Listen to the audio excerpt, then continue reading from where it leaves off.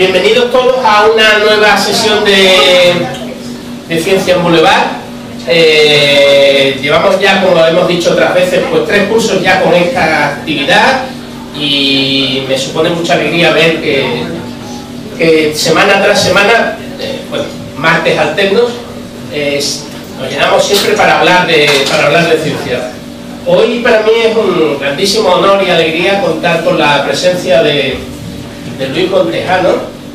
Luis Montejano es uno de los matemáticos más prestigiosos de México y está realizando una visita de 2 meses que temo que ya se acaba la semana que viene. Esta mañana o ayer, cuando estábamos allí por el departamento, y le digo, ¿te vas la semana que viene? Y dice, no, no puede ser, si acabo de llegar, ¿no? Y la verdad se ha hecho realmente corto y es muy fructífero estar trabajando con él.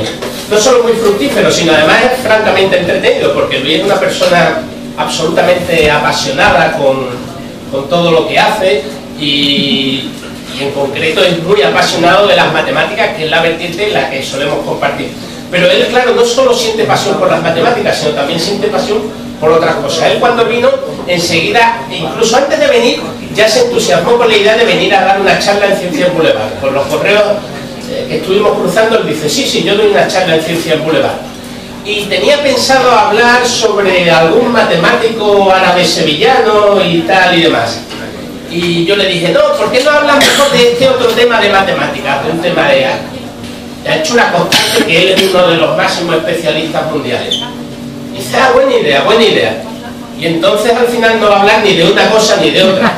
Es más, ni siquiera va a hablar específicamente de matemáticas. Es más, él es un grandísimo orador. Algunas de las mejores charlas que he escuchado nunca se las he escuchado a él. Y no va a dar una charla, sino que va a leer. O sea, va a hacer todo lo contrario de lo que le he pedido. No me ha hecho caso absolutamente en nada, ¿no?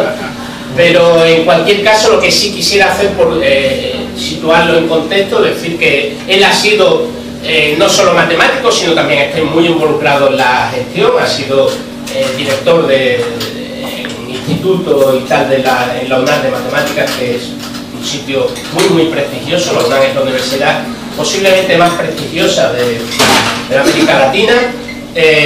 Ha sido presidente de la Sociedad Matemática Mexicana y ha recibido varios premios como mejor contribución científica, no solo de matemáticas, sino mejor contribución científica tanto de la UNAM como a nivel, digamos, mexicano, y algún artículo suyo ha recibido premio también pues, de la Academia de Ciencias Rusa, etcétera. O sea, que estamos hablando de una persona que en matemáticas es muy prestigioso, pero no sé en qué medida lo contará o no, porque no me ha querido contar nada de lo que va a dar en su charla. Después también se ha interesado por la escultura. Y entonces, el tema que él proponía era intentar hablar sobre los nexos en común que puede tener no solo la matemática y la escultura, sino muchas otras disciplinas. Pero bueno, habéis venido a oír hablar a Luis y creo que ese es el momento de dejarle el turno a él. Bueno.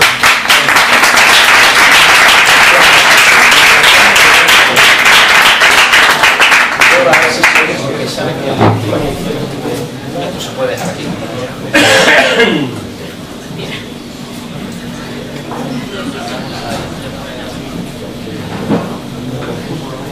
¿Se oye bien? Sí.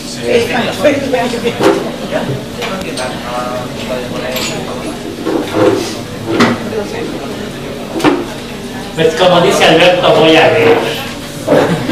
Y voy a leer porque lo que tengo es un manual para todos los estudiantes, mis estudiantes de doctorado, de cómo hacer matemáticas. Esa fue mi primera impresión y con el tiempo fui descubriendo de lo que yo estaba haciendo es hablando sobre la creatividad. Y entonces esto no tiene que ver ni con las matemáticas, ni con la escultura, ni con la música, ni con nada excepto con esa loca de la casa que todos llevamos dentro. Entonces, como voy a leer, tengo que buscar donde tengo escrito lo que dice así. Como esto es un manual, fue hecho para ser leído, entonces lo voy a leer porque le quiero ser fiel. Ay, mis lentes.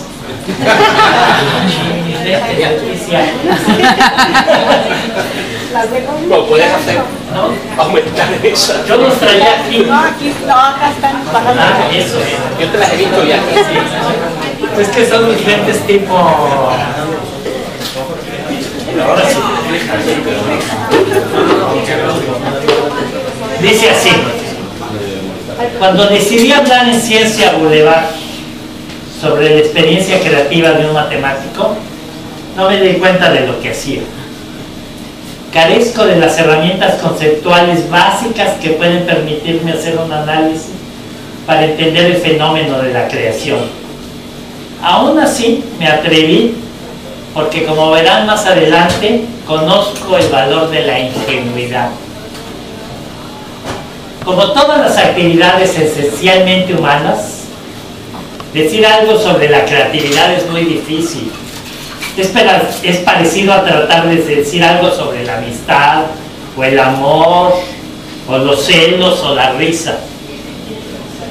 Así pues, lo que aspiro es a compartir con ustedes ciertas experiencias y vivencias muy personales y un par de ideas que probablemente puedan ser originales.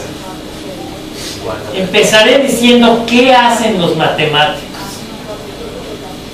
Hace muchos años, cuando era estudiante de la licenciatura, meditando sobre las matemáticas, Victor Neumann, mi maestro, me dijo un día que un matemático era fundamentalmente un hacedor de espacio.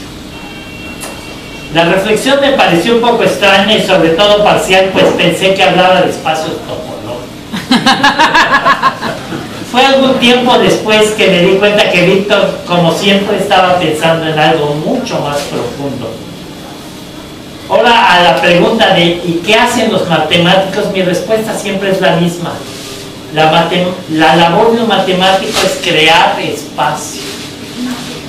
Es a través del pensamiento hacer que el mundo se vuelva más amplio, se llene de posibilidades. Es, en términos futbolísticos, abrir la cancha. Yo no sé si aquí tengan esa expresión. Sí, abrir el campo. Déjenme hacer énfasis en esta idea que simplifica lo que quiero decir cuando digo que crear es hacer espacio.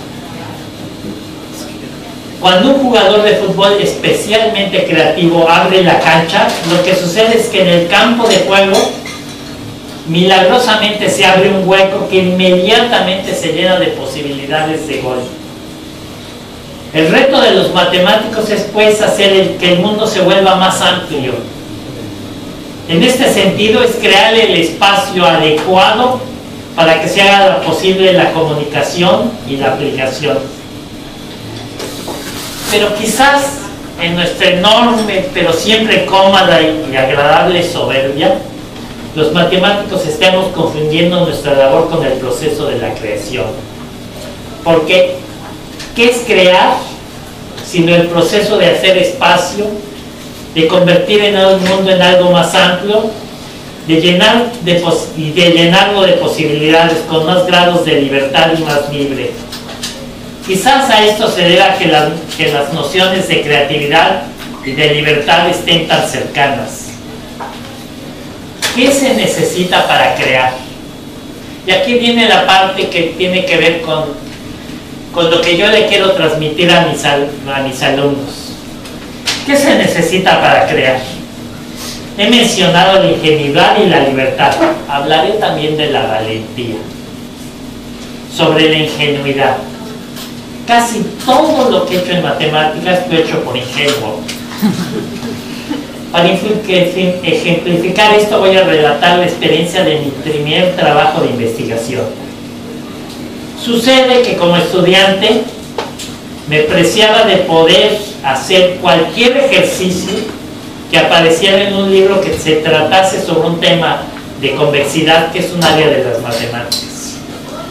Mis amigos, para darle un escarmiento a mi soberbia, decidieron hacer pasar por ejercicio un problema abierto del libro escocés, un conocido libro de problemas matemáticos sin resolver. Recuerdo que el complot se dio mientras caminábamos en el campus de la Universidad Autónoma de México entre las facultades de Ciencia y Química, rumbo al Camino Verde. Cuando me platicaron el problema en las antiguas ciencias, no me pareció difícil y no dudé de que fuera un interesante ejercicio de algún libro de texto. Sentí además una enorme libertad intelectual. Caminamos en silencio. Para que cuando cruzábamos química, esbocé lo que pudiera ser la estructura de una posible solución. A continuación oí una tremenda carcajada de todos. Fue hasta ese momento que me enteré de que el problema en el que había estado pensando no era un ejercicio, sino una conjetura famosa. Me sentía profundamente avergonzado. No volví a pensar en el problema hasta 3 o 4 semanas después, cuando una mañana amanecí con una sensación especial de libertad, con el aroma de que quizás la estructura que había esbozado aquella tarde pudiera funcionar. Esta vez con mucha humildad, pero en absoluto secreto, aún me sentía muy avergonzado, trabajé en este esquema de demostración. Después de unas semanas sabía que iba por buen camino. Así fue como publiqué mi primer artículo. Sé que nunca lo hubiera logrado si hubiese sabido que se trataba de una conjetura conocida y no de un simple ejercicio. Pero inconscientemente algo aprendí de esta manera de trabajar y la uso casi siempre que quiero hacer investigación. Empiezo soñando en un esquema o en un esqueleto que usualmente resulta estar siempre lleno de exageraciones, de mentiras y de falsedades.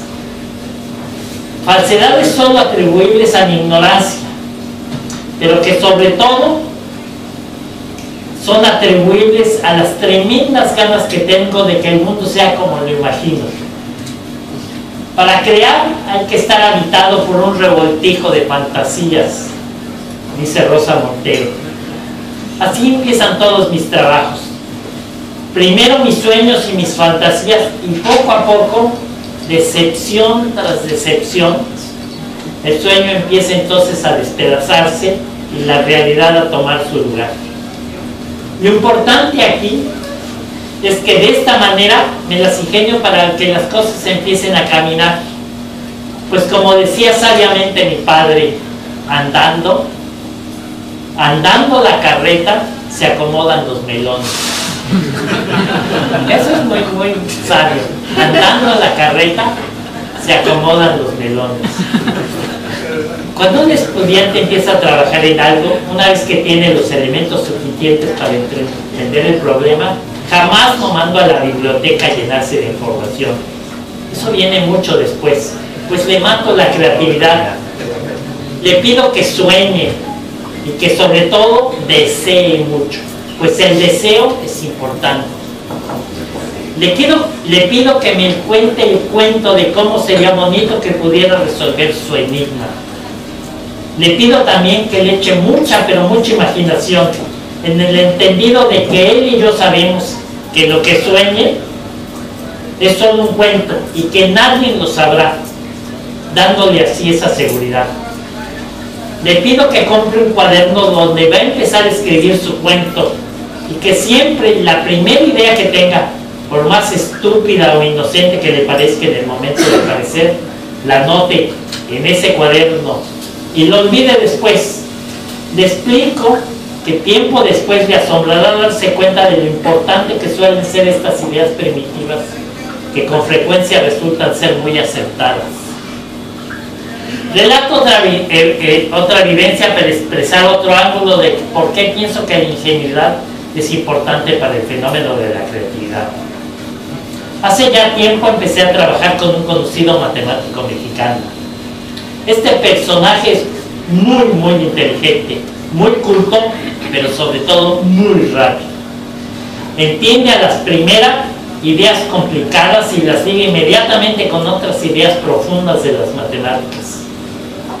Cada vez que frente al pizarrón yo le expresaba alguna idea, él inmediatamente me decía, no, Porque si lo que tú dices pudiera ser cierto, entonces por tal teoría y por tal otra pasaría esto y esto, y por lo tanto lo que tú afirmas es obviamente falso. Estuvimos más de un mes intentando trabajar, yo tratando de soñar y él haciéndome ver lo errado que estaba. Así fueron cayendo uno a uno mis sueños bajo el peso de sus certidumbres. Nunca hubo malas intenciones. Siempre él tuvo la razón. Lo que yo soñaba era evidentemente falso. Nunca arrancó la carreta, menos se acomodaron los melones. Nunca hicimos nada juntos. Ahí aprendí que al igual que en el sexo, ser rápido no siempre es una virtud. Tengo la sensación de que, salvo excepciones, la gente muy inteligente y muy rápida de pensamiento difícilmente tiene ideas profundas. Para tenerlas hay que bucear muy profundo, muy adentro de uno mismo. Y para esto no hay nada como ser un poco bruto y muy lento. Sobre la libertad. Para soñar es importante sentirse libre del juicio de los demás, pero sobre todo libre del juicio propio, libre de la información y libre del tiempo. El trabajo creativo tiene que ver con la exploración de nuestros alrededores. ¿Qué hacemos cuando somos niños? Y que es más tarde suprimida por las presiones del mundo y la falta de libertad. Nuestra vida se vive bajo presiones extremas y en estas circunstancias de inseguridad es la inseguridad y no la creatividad la que manda. Es imposible dejar así que la mente se interne a explorar lo desconocido. Sin embargo, a veces, en ciertos momentos de calma, uno puede deshacerse de estas presiones y podemos echarle entonces un vistazo más amplio al mundo, tomar decisiones y explorar posibilidades. La creación solo se expresa cuando se tiene libertad para explorar, para pensar por uno mismo, para ver el mundo por nuestros propios ojos. Le decía a una de mis alumnas que para una exploración profunda que dé como resultado un trabajo creativo, la actitud básica es la siguiente: yo soy yo y así está bien. De aquí podemos pasar a esto está curioso y tengo libertad para explorarlo. Decía que solo la exploración profunda de una situación puede dar lugar a un trabajo creativo. Esta situación puede ser muy complicada, muy vaga al principio y tal vez completamente inentendible.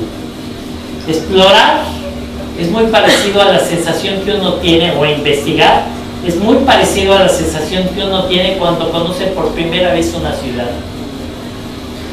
Explorar significa moverse por los alrededores, tratar diferentes caminos, ver de cerca y de lejos. Ir conociendo la ciudad significa hacerse familiar con los alrededores. Para un niño, explorar significa examinar una raíz o una hoja. Para nosotros, investigadores, significa tratar algunos casos especiales en detalle. En cualquier caso, significa jugar con lo que vemos. Estamos así construyendo un conocimiento detallado, pero sobre todo estamos desarrollando un sentido interno. Aquí esta es la idea que yo creo que es más importante,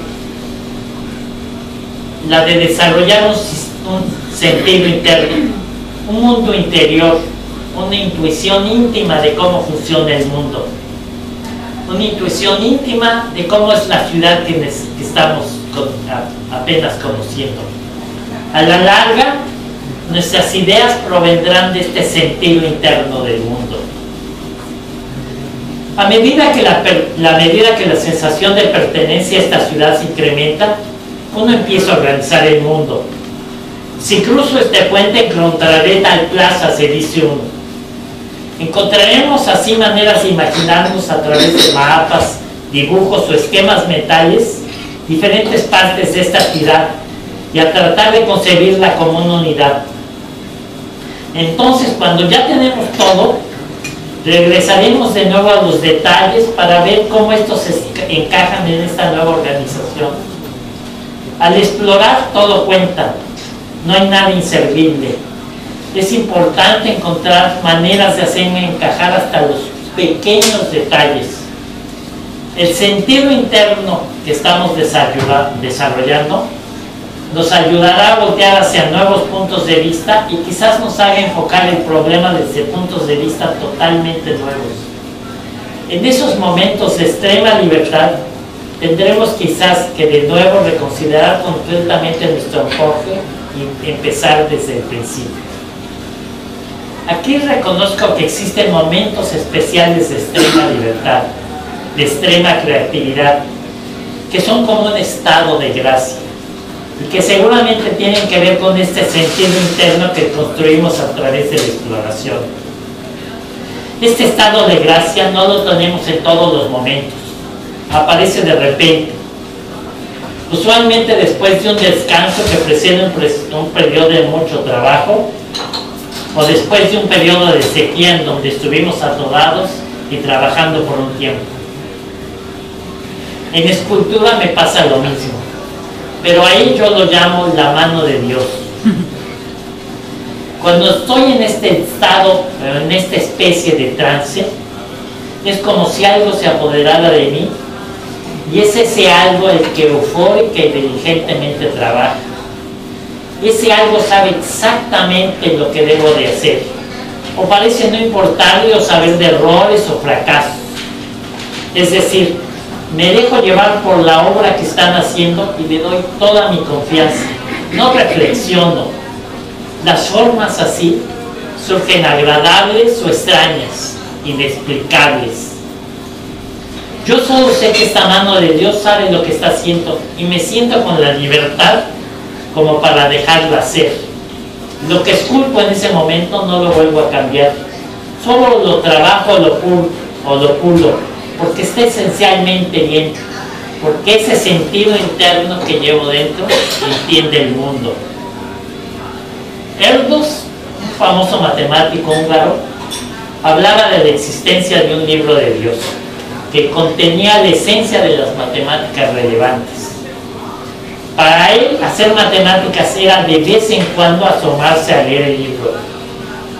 Decía, por ejemplo, que no creía en Dios, pero que estaba seguro de la existencia del libro, pues aseguraba haber leído tal o cual demostración en él.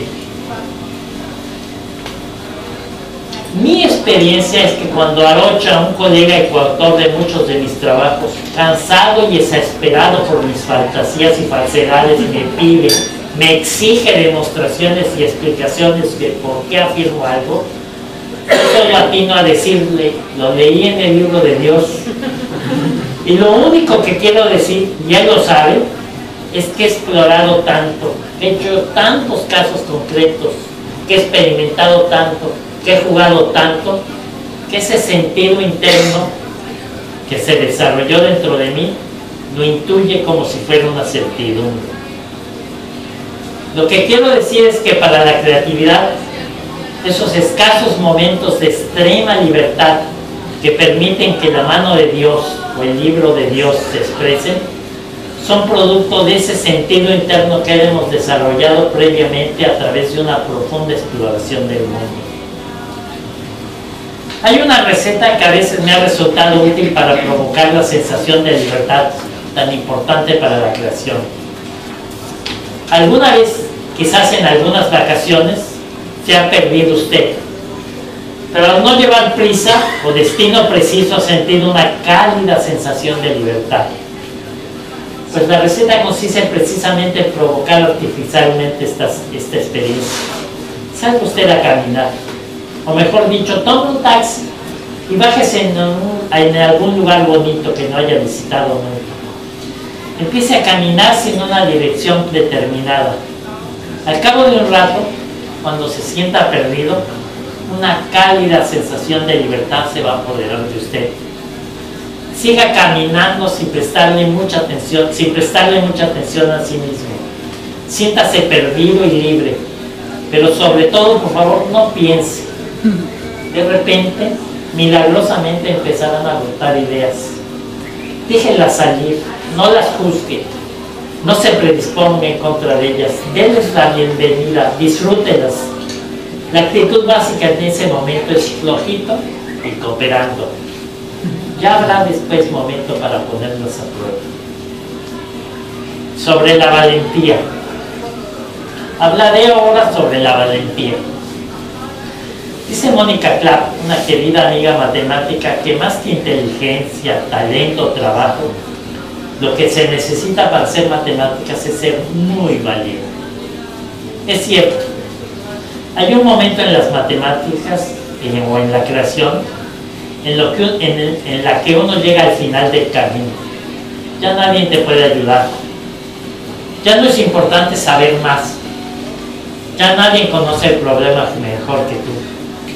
Ya no tiene remedio, eres tú el problema y la pelea es severa a muerte. Es como si en ese cuarto de al lado estuviera encerrado un toro y o lo enfrentas tú o no lo enfrenta nadie. Regreso al relato inicial sobre la historia de mi primera investigación. Como les contaba, después de trabajar por una semana, estaba yo seguro de que el esquema de mi demostración funcionaba. Trabajé en secreto por un mes y al final estaba seguro de que tenía la solución. Antes de platicarlo, lo escribí en detalle para estar seguro y no volver a hacer el ridículo. Todo estaba bien. Lo platiqué primero a mis amigos, luego a mis maestros y hasta entonces lo di a conocer.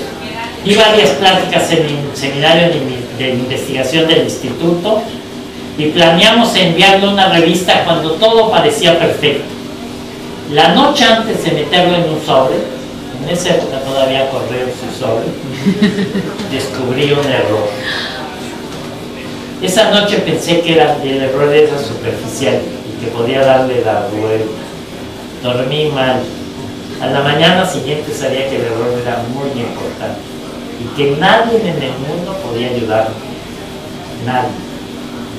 La bronca era entonces entre el problema y yo.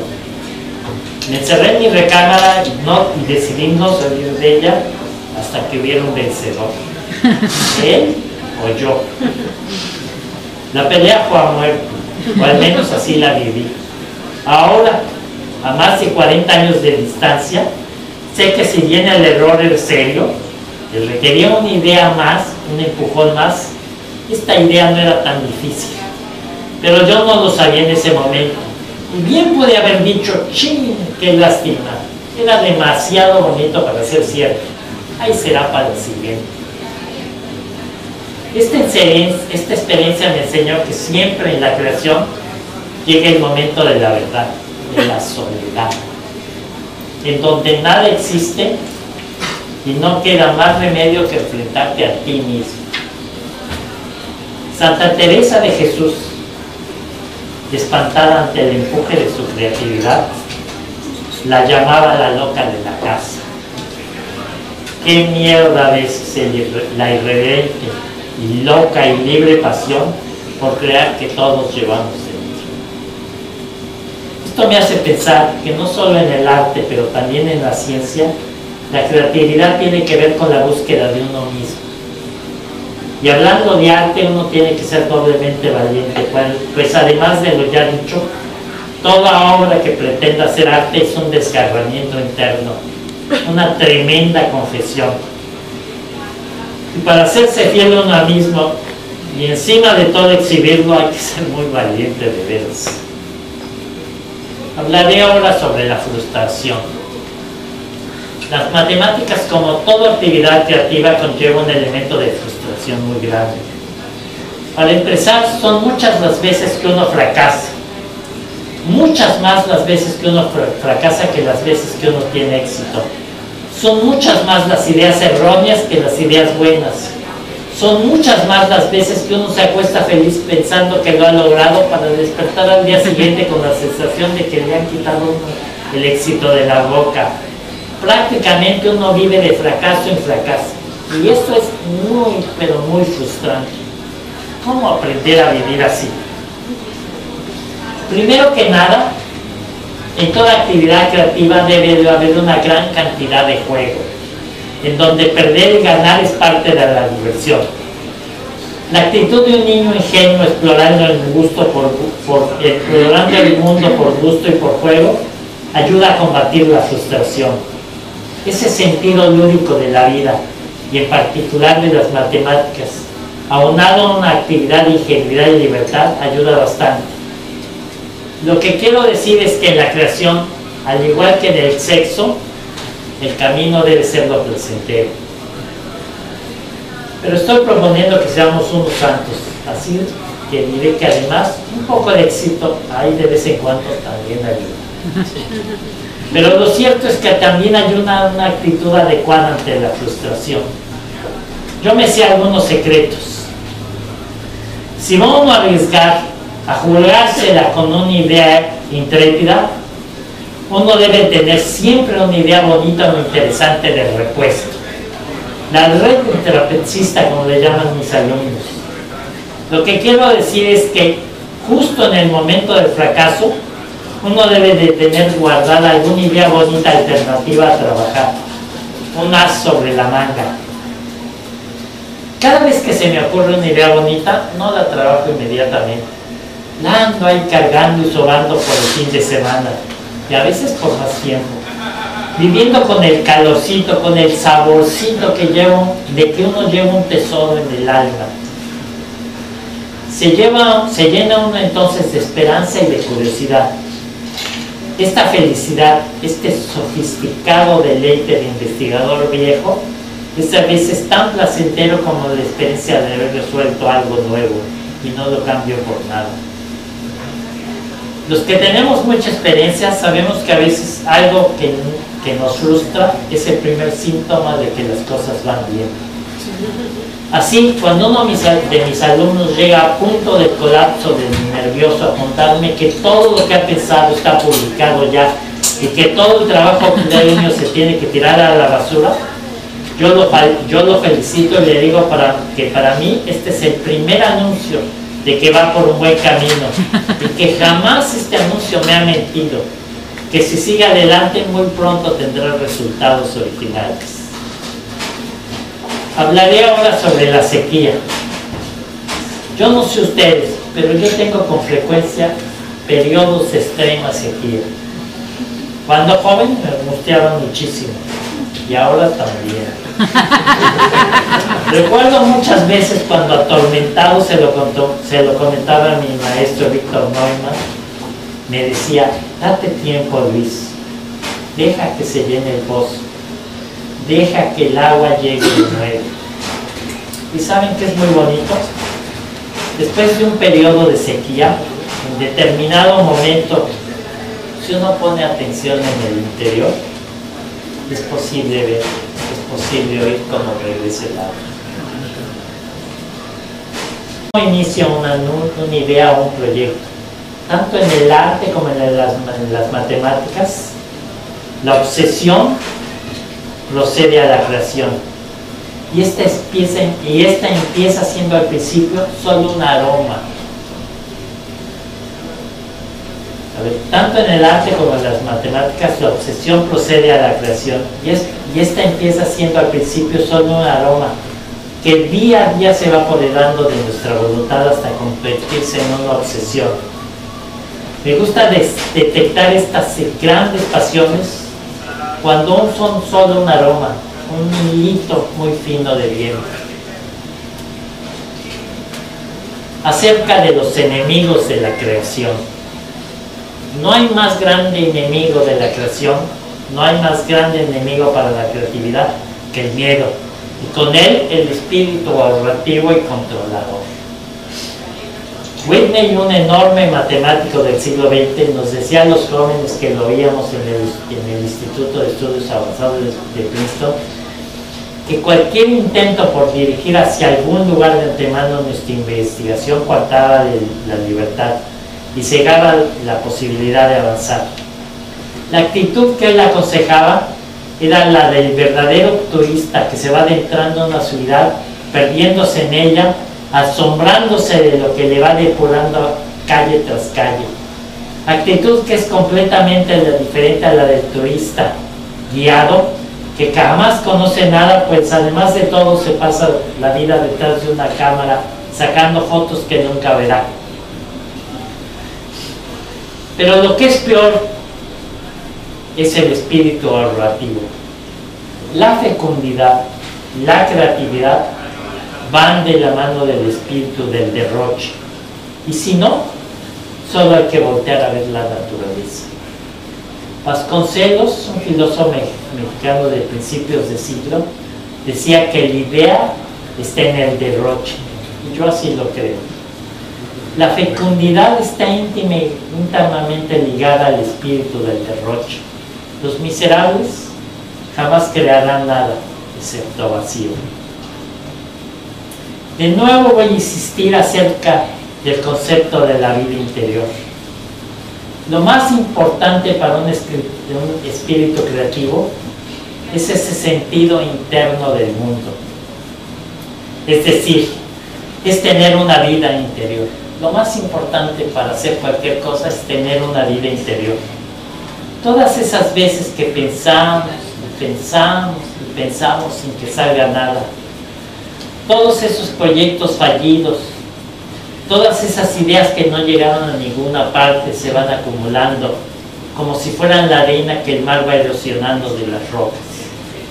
Dentro de nosotros esta arena se va acumulando formando dunas y montañas, un paisaje interno que forma parte de nuestra geometría interior.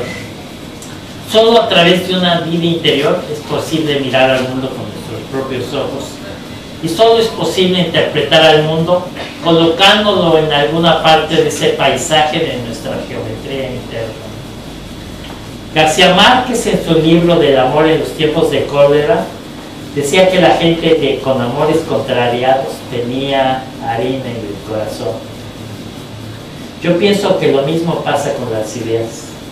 Tanto ir y venir con la obsesión de una idea, tantas ideas frustradas, tantas ideas triviales que se van a estrellar una y otra vez en contra de las rocas de la inconmovible realidad, van dejando dunas de arena en nuestro mundo interior que a la larga y a través de los años crean un paisaje. Es este mundo interior, es este sentido interno el que nos permite crear. Así pues, no hay creación sin esfuerzo, sin lucha, sin movimiento. A este mundo interior solo se llega a través del trabajo. He omitido en esta larga lectura gran parte de los consejos de este manual que originalmente estuvo dedicado a mis alumnos de doctorado, por ser estos consejos de carácter muy especializado para las matemáticas. Desafortunadamente con ellos he omitido el método práctico para hacer matemáticas, que después descubrí que no es otro sino el método psicodélico paranoico de Dalí para pintar, que a su vez no es otra cosa sino un manual para hacer que la mano de Dios, esa de la que adhiere, se exprese a través de nosotros, o dicho de manera más simple, de cómo hacer para que el inconsciente mande lejos a comprar cigarrillos al consciente y éste nos deje trabajar. He omitido también un tema importante, la relación entre angustia y creatividad, por ser algo que no tengo muy claro. En tal caso, como diría Michael Ende en su Historia Interminable, esto será contado la próxima vez. Muchas gracias por su amable atención. Quiero agradecer a la gente de Ciencia en Boulevard que me haya invitado a hablar. Muchas gracias.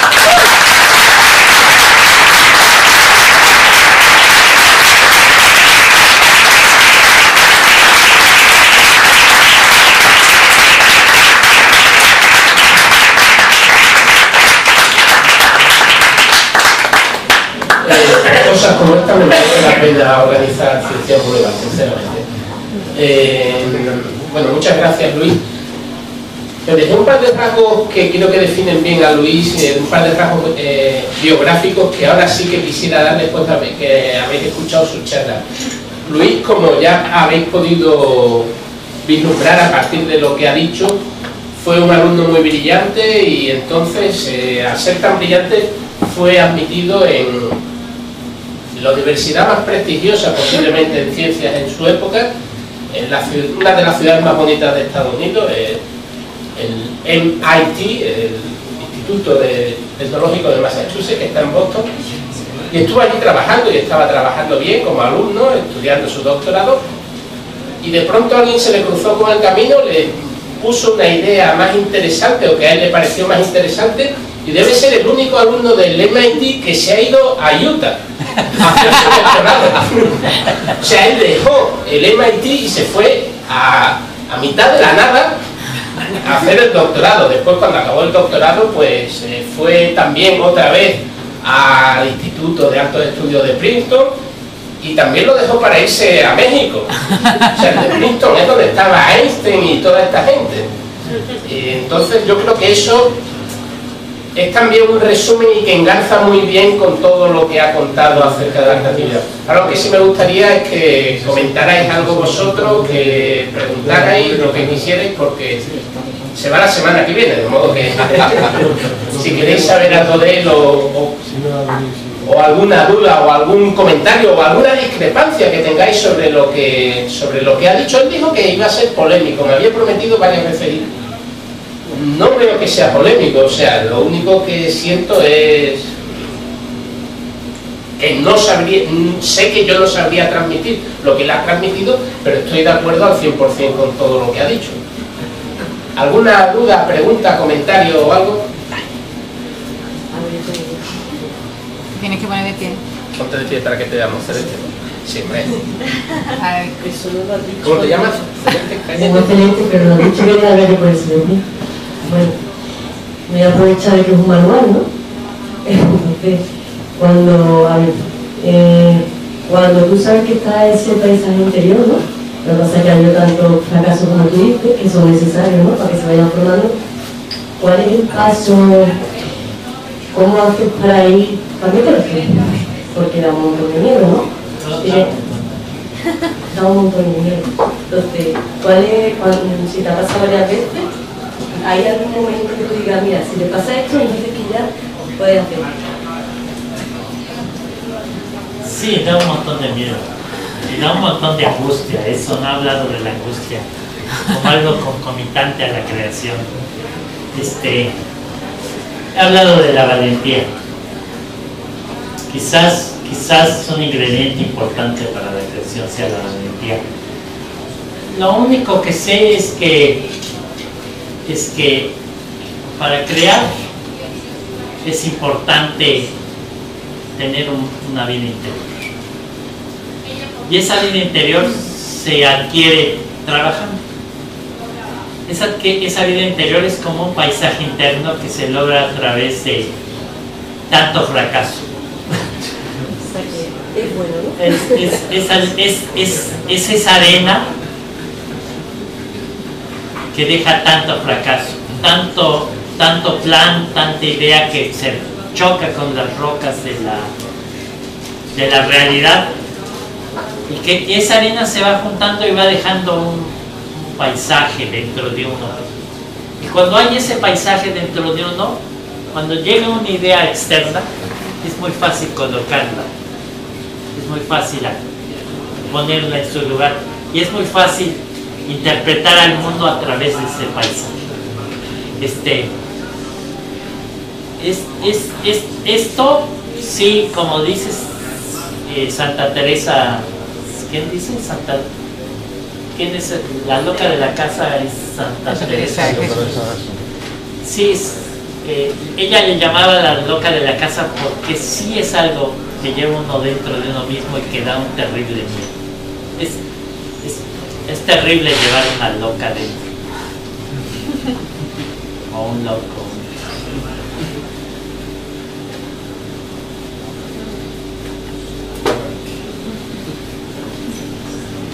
Yo sí que tengo también alguna duda. porque está hablando de la creatividad. Bueno, has hablado un poco también de otro factor que también es divertido, que es la pasión, ¿no?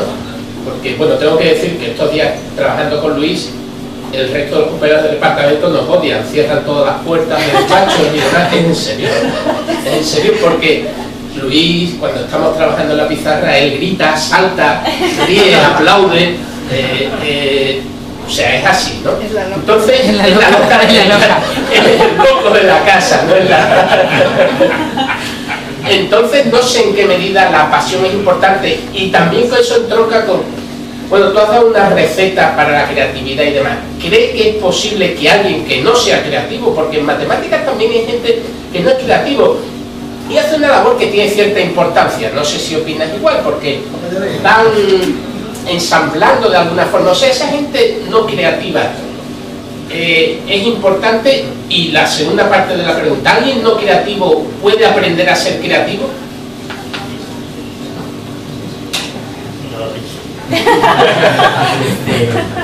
Hablé en un periodo de un matemático mexicano muy famoso, muy rápido, muy inteligente, con una capacidad de ligar, y sin embargo creo que para ser creativo la rapidez es mala. Para ser creativo no hay como ser un poco bruto y muy lento, porque eso te permite ir a bucear muy profundo. Sin embargo, creo que para el mundo todos somos importantes. A ver, yo creo que todos los seres humanos somos creativos. Creo que es algo creo que la creatividad se mata a través de la educación. Creo que la libertad, creo que hay dos ingredientes esenciales, como he leído, de la libertad: la ingenuidad y la libertad. Y creo que ambos la matan la educación. Creo que los niños son muy creativos cuando son muy libres y son muy ingenuos. Y creo que a través de la educación vamos matando esos dos ingredientes.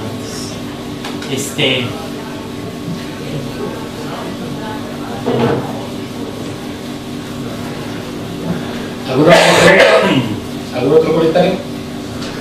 Bueno, pues nada, le agradecemos a Luis, muchísimas gracias por la magnífica charla, lección que nos ha dado. Muchas gracias, Luis.